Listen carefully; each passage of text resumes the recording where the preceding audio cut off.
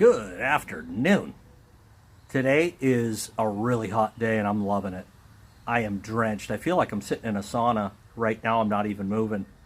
I'm going to plant sweet corn today, which, I just live for this time of year. But what supersedes that is my son swore into the Army National Guard.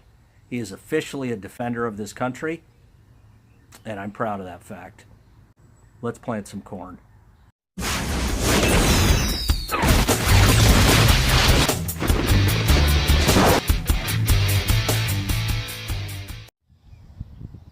All right, today I am putting in my sweet corn. It is May 31st, a little bit later than I care to, considering I plant the 91-day Silver Queen. But this is what I use to do it. It's all, I don't want to say by hand, but certainly not done by tractor. This is a seeder by Earthway Products out of Bristol, Indiana. I've had this one for years. It's real simple. You just put the seed in there and it spaces it out for you. Now I overseed because these are heirloom seeds. They're not 90% or 95% germination, and I would rather pluck and pull out unwanted plants than not have enough. I currently have this set, as you can see here, or maybe not. Hang on a minute. There it is. At 1.5 inches, you can see the one right there. And I've got this set at 1.5 inches. That's where I like to plant my sweet corn. Field corn, I plant at 2 inches. This heirloom seed does not have the energy that the field corn does to drive out of the ground. And it doesn't need to be at 2 inches. It just doesn't. Sweet corn doesn't need to be at 2 inches. But anyways, this is the little planter I'm going to use. I bought 2 pounds of Silver Queen, and that's what's going in. I did plant tomato plants yesterday, 9 of them, 4 Romas, 4 beefsteaks, and one plant I got that's kind of the tweener. You know, it's in between the two, and I'll show you here in just a minute. So stay tuned. All right, so here's my tomato plants that I was able to get into the ground yesterday before we had a 1/4 inch of rain. The one plant that I bought already has tomatoes coming in on it and whatnot. Now, I'm going to tell you something. There is a difference between the cage, I guess you call these cages. These are the chintzy ones, but I was just out at the co-op when I bought the sweet corn, and they have ones that are pretty serious. I mean, thick. The one thing that I found, if you leave these alone and the tomato plants get, yay high or whatever, you still have to stake these. So they've never worked for me just as a standalone product. But this is what I've planted so far. And really, I may get another one of those just because they're so far advanced, and they are a medium tomato. But this is it so far for the garden. I love Romas, but I'm probably going to get some peppers in now. Where I live in the United States, we typically do get our gardens in late, but the reality is that this year's even more late than normal. So I'm going to get to planting this sweet corn, get this in the ground. I think 7 o'clock tonight we're getting, well, there's a 65% chance of rain, so I want to make sure I've got seed in the ground when that rain comes. Stand by. All right, and as you can see, I've pretty much filled it up. About 2/3 or 3/4 of the way up, and then I just plant.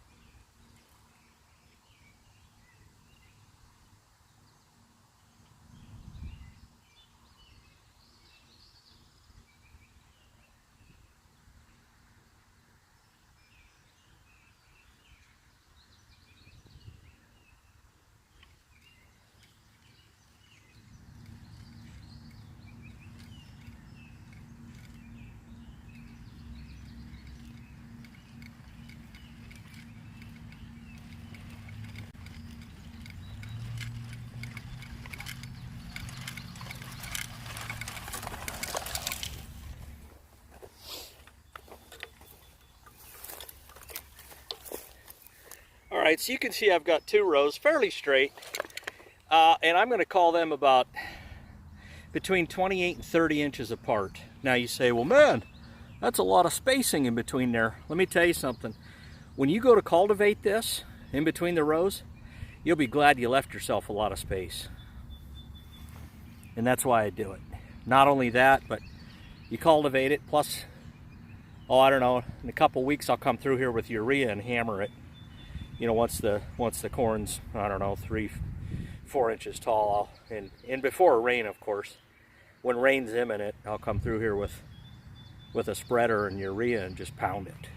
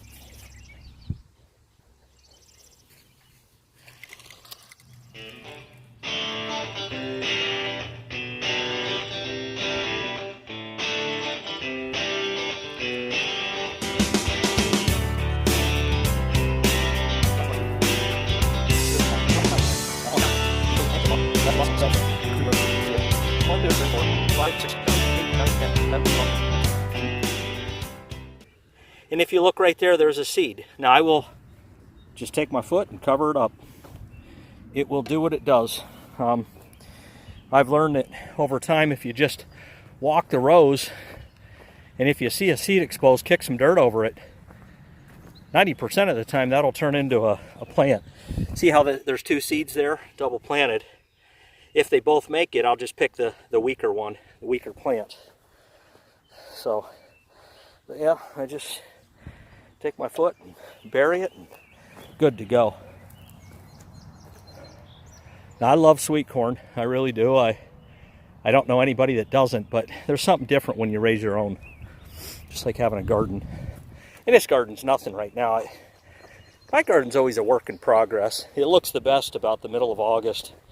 Obviously when I'm done making it and developing it and stuff. So I'm going to keep planting. I don't want to get too far over.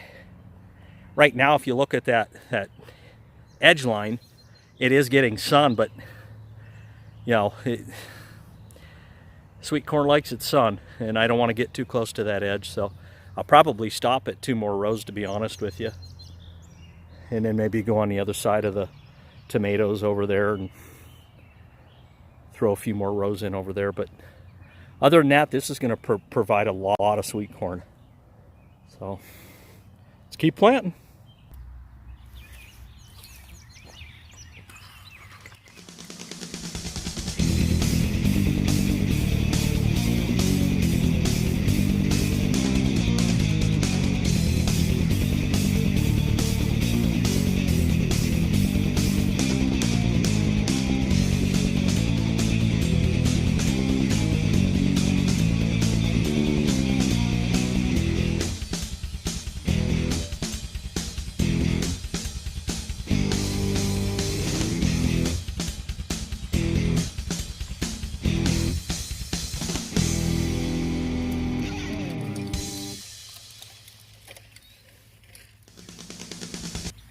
right. Well, that'll give me 18 rows. Now I'm going to say they're probably 15 yards long. I don't know how long they look on camera, but I shoot bow. I'm an avid archery hunter, and I'm here to tell you that's 15 yards all day. So, but look what I found. An old tomato cage that didn't agree with the discs. So, anyways, that's how I do my sweet corn. Stay tuned for updates and other plants I will be putting in my garden. Thanks for watching. If you haven't subscribed, please do so. Have a great day.